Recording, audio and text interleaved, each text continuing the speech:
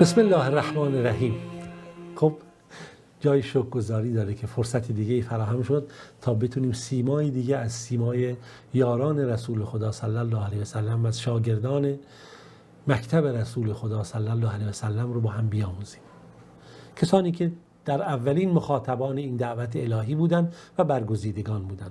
امیدوارم که این نورها و این رحمتها شامل حال هممون بشه. حداقل دقایقی زندگیمون رو شیرین بکنیم با داستان این بزرگواران. دقایقی اندیشه و فکرمون همراه بشه با عصر و زمانی که نور الهی بر روی زمین منتشر شد و بشریت رو از جهل و خرافات و جاهلیت و بتپرستی و جنایت، فساد، بدی نجات داد و انسان رو به خوبی و رحمت رهنمون ساخت. بله، داستانی که امروز میخوایم با هم بخونیم داستان بانوی بزرگوار سهله بنت سهیل هست. سهله بنت سهیل رضی الله عنه. ایشون همسر ابو حذیفه هست. در راه خدا هجرت کرده و سفارش های خاص پیامبر صلی الله علیه و سلم در مورد ایشون هست. این زنی که ما داریم ازش صحبت میکنیم، بانوی بزرگوار، در واقع دارای ریشه های عمیق هست که جزو نسل اولیه است که به خدا ایمان آورده، به پیامبر خدا ایمان آورده و لحظه به لحظه ایمانش قوی‌تر شده و ارتباط قلبیش و پایداریش در مسیر ایمان خیلی مستحکم بوده. همسر ایشون صحابی بزرگوار هست و شهید بزرگوار ابو حذیفه ابن شیخ جاهلیه به قول معروف نقل میکنه، عتبه ابن ربیعه. یعنی همسر ایشون ابو حذیفه هست.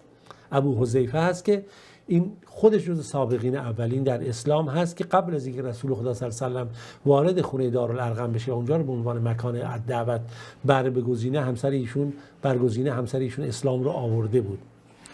و خب ایشون همراه همسر خودش هست و همسر ایشون غلامی داره. خوب دقت کنید، ابو حذیفه غلامی داره.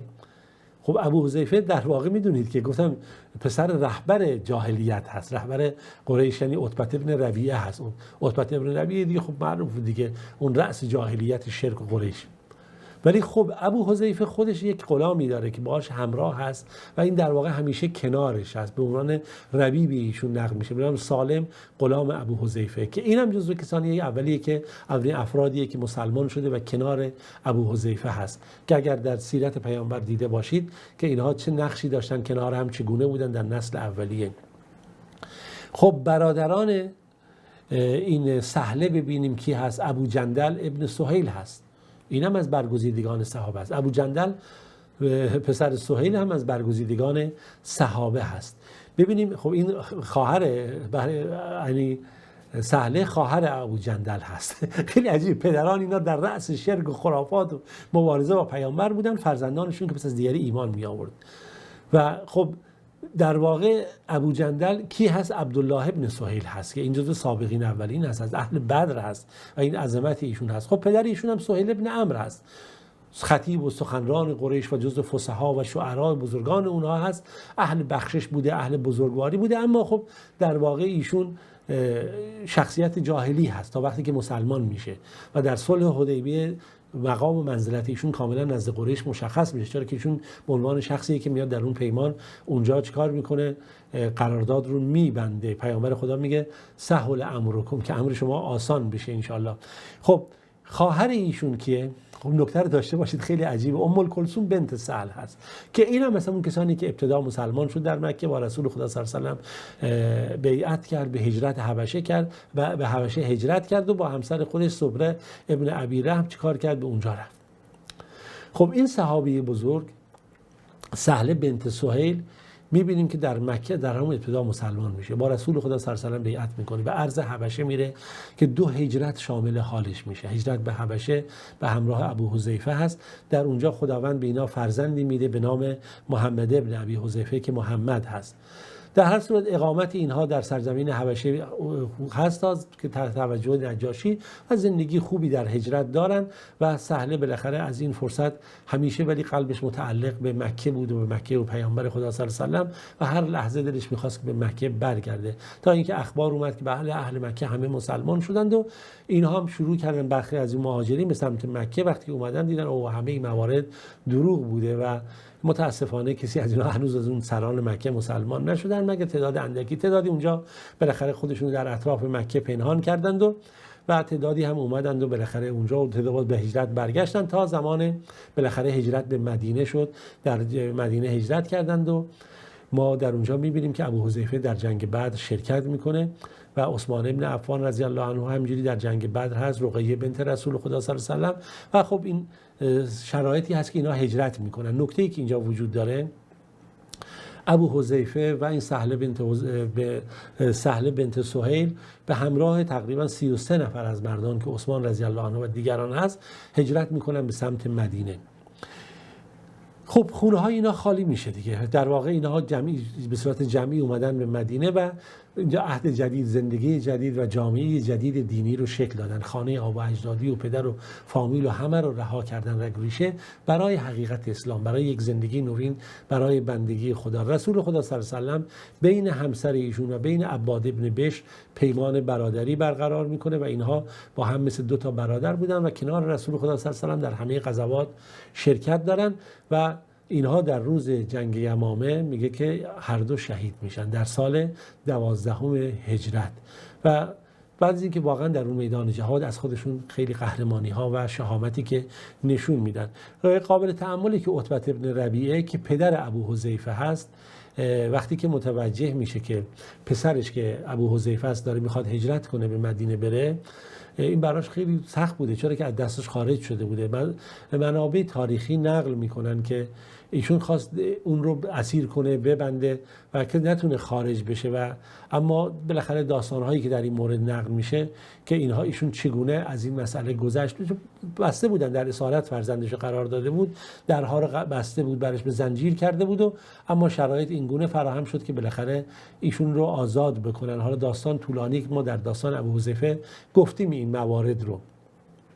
اما وقتی که اینها هجرت کردن دیگه این خونه هاشون خالی شده بود، گویا که خانه ها گریه میکرد بر اهل اون که دیگه اون خونه ها وجود نداشت. حالا بماند از اون که بالاخره اموال اینها مصادره شد و اتفاقاتی که افتاد و میگن ابو جهل رو به عباس کرده عموی پیامبر که ببینی پسر برادر تو جماعت ما رو متفرق کرد، وضعیت ما رو به هم زده، زندگی و صله رحم ما رو پاره پاره کرده. اما خب همین عتبه ابن ربیعه رو شما میبینید که در جنگ بدر بالاخره اونجا به اون سرنوشتی که باید براش مقدر بوده تعیین میشه و کشته میشه به دست عبیده ابن حارث عبدالمطلب که در واقع خب این به عنوان یکی از فرعونهای مکه شناخته میشد. حتی ابو جهل هم که فرعون امت هست به دست تعدادی از مؤمنان اونجا کشته میشه و کعب ابن مالکی یکی از شعرای رسول خدا صلی الله علیه و سلم هست در اونجا نقل میکنه که چگونه این اتفاق افتاد و در شعر نقل میکنه عجبت لامر الله والله قادر، که من در امر خدا تعجب میکنم در مورد ابو جهل و عتبه. الا ما اراد الله اراد لیس لله قاهر، وقتی خدا اراده کاری میکنه هیچ کس نمیتونه بر خدا بالاخره کاری انجام بده خلاف اراده الهی. قضا یوم بدر ان نلاقی معشرا، این روز بدر رو خدا برای ما مقدر کرد که ما با جمعیتی ملاقات بکنیم. بغوا و سبیل البغا بالناس جائر، اینا بغی کردن، سرکشی کردن و این راه بغی متاسفانه جز ستم چیزی نیست. در ادامه شعرش میگه فکب ابو جهل سریعا لوجهی، ابو جهل کشته شد در حالی که با چهرهش در خاک سرنگون شده بود و عتبه قد قادرت و هو آسرون، و عتبه هم کشته شد و در لغزید و بر زمین افتاد و مرد. سالم غلام ابو حذیفه خب بالاخره ایشون از فضلای صحابه از جزء مهاجرین هست. به همراه میبینین که در کنار این ابو حذیفه هست. در اصل میگن ایشون از اصلش به منطقه استخر برمیگرده که از سرزمین فارس گذشته قدیم بودش. ابو حذیفه این رو مثلا به فرزندی خودش قبول کرده بود، اما اسلام اومد این فرزندی ها رو به این مبنا رد کرد و قبل از اینکه رسول خدا صلی الله علیه و سلم حتی بخواد مبعوث شده باشه و این ارتباط بود. البته خیلی این با این سالم همراه بود. نکته ای که اینجا پدید میاد که این سهله که همسر ابو حذیفه بود خب تقریبا مثل مادر براش به حساب می اومد، اما اسلام اومد گفت نه این گونه نیست و هر کسی رو باید با نام پدرش بخونید. داستان خیلی شیرینه. این بحثی که خیلی ها بعد از این جلوه میکنن آی رضای کبیره مطرح میکنن و فلان فلان، هیچ همچین چیزی هم نبوده. اینی که ابو حذیفه پیش رسول خدا صلی الله علیه و آله میاد و همسرش سهله میاد رسول الله خب ما این سالم با ما بالاخره مثل تقریبا فرزند میمونه، خونه ما رفت آمد میکنه، داستان ما چه هست؟ پیامبر در این مورد میگه که خب راهی که وجود داره اینه که به ایشون شیر داده بشه. نگاه کنید به ایشون شیر داده، شیر دوشیده میشه، در ظرفی به ایشون شیر داده میشه. ما مسلم اینو نقل میکنه با سند خودش از عایشه که سالم غلام ابو حذیفه میگه با اهلش در اون خونه بود و پس مثل تقریبا فرزندی برای اینها حساب میشه، یعنی برای دختر سهیل، یعنی سهله ابن سهیل. بعد سالم گفتش خب این الان به سن بلوغی رسیده، بزرگ شده، شرایط هست و چه جوری میشه به این شیر داد؟ پیامبر گفت نه خب برای این شیر بدید. خب حالا کسی میان اینا بد تعبیر میکنن، متاسفانه قلب هایی که بیماره این گونه هست و این شیر خوب در ظرف ریخته بشه، خورده بشه. ولی نکته‌ای که اینجا وجود داره اینی که بعد از این جریان خب در مورد این استثناء خاصیه که در این مورد وجود داره، نه اینکه فردا هر کسی بیاد مثلا بحث این شیر رو بریزن در ظرفی بخوره به عنوان فرزند حساب بیاد. این یه اجازه خاصی بود که رسول خدا صلی الله علیه و آله در مورد ابو حذیفه داد و این خانواده که این مشکل اینها رد بشه. و ام المؤمنین عایشه میگه که به عایشه گفته ما ندیدیم جز در این مورد پیامبر برای کسی دیگه این فرصت رو داده باشه یا این اجازه رو داده باشه که این اتفاق بیفته. در هر صورت سهل 4 تا فرزند داره، محمد و سلیت و بکیر و سالم.